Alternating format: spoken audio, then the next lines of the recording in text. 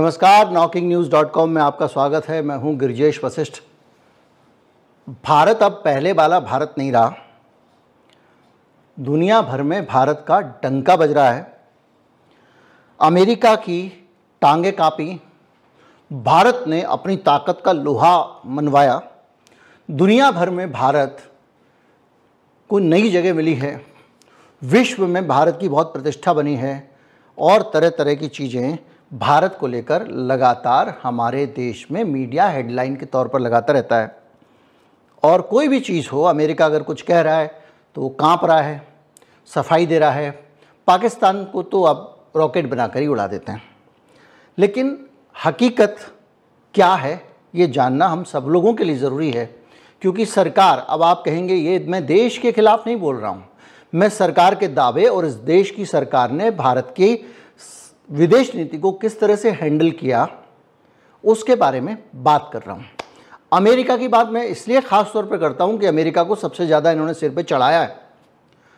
और रघुराम राजन जैसा बड़ा विद्वान जब ये कह रहा है कि भारत में चिप बनाने की होड़ में भारत को भागना नहीं चाहिए, क्योंकि हमारे लिए गरीबी, बेरोज़गारी, शिक्षा जैसे बड़े एजेंडे हैं, हम उनको छोड़कर आज अगर चिप बनाने जानते हैं, उस पर सरकार पैसा खर्च करती है, देश के गरीबों का पैसा, तो प्रायोरिटी वो नहीं होनी चाहिए। लेकिन आप चिप इसलिए बनाना चाहते हैं क्योंकि अमेरिका चाहता है कि उसकी चीन पर निर्भरता कम हो जाए, ताइवान पर निर्भरता कम हो जाए, क्योंकि ताइवान को वो युद्ध में झोंकना चाहता है अमेरिका के साथ। तो चाइना के विकल्प के तौर पे वो आपको खड़ा करना चाहता है, तो वो आपसे कह रहा है चिप बनाओ। तो आप चिप बनाने के लिए देश के गरीबों, बीमारों को एक तरफ रख के, उनके जितने कंसर्न हैं उनको एक तरफ रख के अमेरिका की खुशी के लिए इस देश की नीतियां बना रहे हैं। भारत को मैन्युफैक्चरिंग में अमेरिका के कहने पर एक सप्लाई लाइन अल्टरनेटिव के तौर पर, चीन के विकल्प के तौर पे कुछ काम चलाऊ और वैकल्पिक व्यवस्था बनाने के लिए लग गए हैं। तो भारत की सरकार का रवैया अमेरिका के प्रति ये है। लेकिन वही अमेरिका समय समय पर हमारे साथ किस तरह का व्यवहार करता है, ये लोगों को पता लगना ज़रूरी है। अभी मैं आपके सामने और भी बहुत सारी जानकारियां हैं, लेकिन अभी जो ताज़ा है वो एक इंटरव्यू है। एरिक गारसेटी, अमेरिका के भारत में राजदूत, ANI नाम की एक न्यूज़ एजेंसी है, जो एक निजी न्यूज़ एजेंसी है और वीडियो कंटेंट वगैरह चैनलों को प्रोवाइड करती है। धीरे धीरे करके वीडियो कंटेंट के ऊपर उसकी मोनोपोली है और वो सरकार के मामले में एकदम हाथ से हाथ मिला के चलती है। ANI ने गारसेटी का इंटरव्यू किया। उम्मीद ये रही होगी चुनाव का टाइम है और डंका बजो वाले नैरेटिव को दोबारा से उछाला जा सकेगा, तो उन्होंने अमेरिका के राजदूत से बात की। राजदूत ने भारत के बारे में इस इंटरव्यू में जो बातें कहीं, वो इस सरकार की दोनों ही तरह की स्थितियों की पोल खोलती हैं। एक तो एक दुनिया के स्तर पे किस तरह मूर्खतापूर्ण तरीके से हम लोग जासूसी ऑपरेशन चलाते हैं, और दूसरा ये कि दुनिया हमारी कितनी इज्जत कर रही है या हमसे कितना लिहाज करती है। भारत देश में दिल्ली में बैठकर अमेरिका का राजदूत भारत सरकार पर सवाल उठा रहा है। गुरपतवंत सिंह पन्नू की हत्या का मामला आपको याद होगा। अमेरिका के राजदूत का कहना है कि अमेरिकी सरजमी पर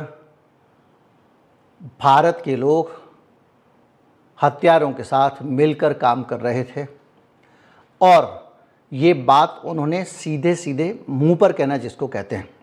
अभी तक जांच की लुका छिपी थी, अब उन्होंने खुल के कह दिया है। उन्होंने ये भी कहा कि red line should not be crossed. इसको हिंदी में अच्छे से अगर ट्रांसलेट करें तो लक्ष्मण रेखा पार नहीं करनी चाहिए भारत को। लक्ष्मण रेखा कैसे पार की? लक्ष्मण रेखा ऐसे पार की कि भारत सरकार के एक अधिकारी ने पन्नू की हत्या के लिए एक आदमी को सुपारी दी। भाई, सरकार किसी की दूसरे देश में किसी नागरिक की हत्या की सुपारी कैसे दे सकती है? और बहुत सारे घटनाक्रम चले आ रहे हैं। कर्नाटक में भी आरोप लगे थे, आप देखिए, पाकिस्तान में भी आरोप लगे, बहुत सारे लगे हैं। तो ये हत्या की सुपारी जो भारत सरकार का एक अधिकारी दे रहा था, और किस्मत इतनी खराब कि इन्होंने जिसको सुपारी दी वो पहले ही मुखबिर है, किसका? अमेरिका का। इनसे सुपारी ले गया और जाके बताया कि तुम्हारे हमारे देश के नागरिक को मारने के लिए ये आदमी गुप्ता जी, इन्होंने सुपारी दी। तो जो चेक रिपब्लिक में उन गुप्ता जी को गिरफ्तार करके जेल में डाल दिया गया, जो भारत के अधिकारी थे। और अब जो है उसके बाद में जब आप सवाल पूछ रहे हो तो आपको सीधे मुंह पे कह रहा है कि लक्ष्मण रेखा पार नहीं करना चाहिए। अगर आप किसी देश में जाके उसके नागरिक को मारोगे तो क्या होगा? मुझे लगता है इस मामले में भारत सरकार से जो कहा गया है वो उन्होंने किया है। मतलब चुपचाप जो उन्होंने कहा गया वो कर रही है अमेरिका के कहने पे भारत की सरकार। डंका वंका नहीं बज रहा है, डर लग रहा है कि लंका ना लग जाए।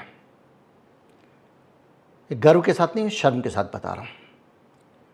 और आप दुर्भाग्य देखिए कि कल इंडिया गठबंधन की रैली है, ये है वो है, भारत के विपक्षी नेताओं को कवरेज नहीं देता इस देश का मीडिया। अमेरिका से जुड़ा हुआ जरा सा कुछ हो, उस राजदूत के इंटरव्यू को सबने छापा है, जबकि उसके इंटरव्यू के वीडियो राइट्स हैं।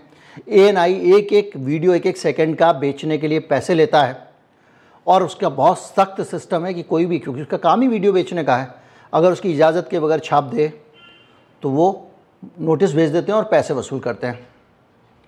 तो गारसेटी का इंटरव्यू इसलिए कोई छाप नहीं पा रहा है क्योंकि उससे खरीदना पड़ेगा। उसके बावजूद उस पर खबरें बना के सब तरफ चर्चा हो रही है। क्यों? अमेरिका वाले ने कहा है। और वो गारसेटी भारत की सरकार को, भारत की सरकार के मुंह पे कह के गया और ये कह रहा है हमारे पत्रकार को कि हम जितना कह रहे हैं उतना कर रही है सरकार। खैर, और उन्हें ये कहा कि भारत सरकार ने एक जांच आयोग बनाया है, ऐसे मामलों में हमारे पास अनुभव है।